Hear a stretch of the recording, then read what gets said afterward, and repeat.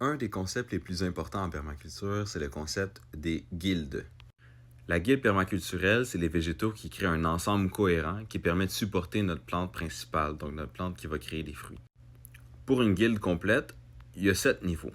Donc, le premier niveau, c'est évidemment notre plante principale qui crée des fruits, donc notre plante fructificative.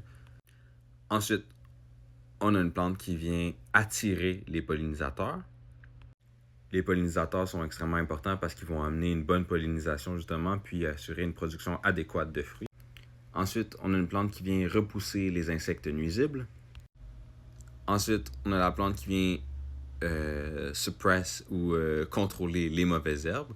Donc une plante qui ne va pas laisser sa place ou un couvre-sol.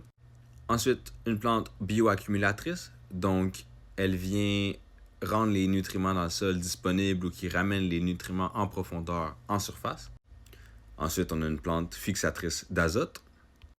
Et finalement, on a besoin de plantes qui viennent servir de paillis. Donc, une plante qu'on va pouvoir couper et la technique, on dit chop and drop. Donc, on vient couper les feuilles et les laisser au sol pour créer un paillis naturel autour de cette plante principale qu'on a. Donc, on a avec tout ça, nos 7 plantes pour créer une guilde permaculturelle qui est important à réfléchir pour les aménagements qui sont nourriciers. Donc, dans une forêt nourricière, on veut cet ensemble de 7 étages ou 7 végétaux-là pour créer un système qui se tient par lui-même, qui est résilient, résistant, puis qui assure des besoins minimaux en entretien, puis qui assure une bonne croissance des végétaux.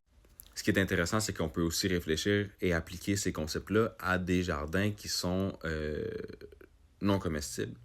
Donc, en fait, d'avoir cette stratégie-là, ça va faire en sorte qu'on est capable de réduire nos besoins en contrôle des insectes nuisibles, puis d'assurer une croissance optimale des végétaux sans avoir besoin d'apport de l'extérieur constant. Donc, tout ça, c'est des plantes que je sélectionne et que je choisis dans les projets de permaculture ou même de jardin pour la biodiversité. Donc, c'est des considérations qui sont importantes pour avoir, comme je disais, un jardin qui est équilibré. Donc, si vous avez besoin de conseils, si vous avez besoin d'implanter un projet, d'implanter un jardin en permaculture, faites-moi signe. Ici Xavier de Bab Studio. À une prochaine fois.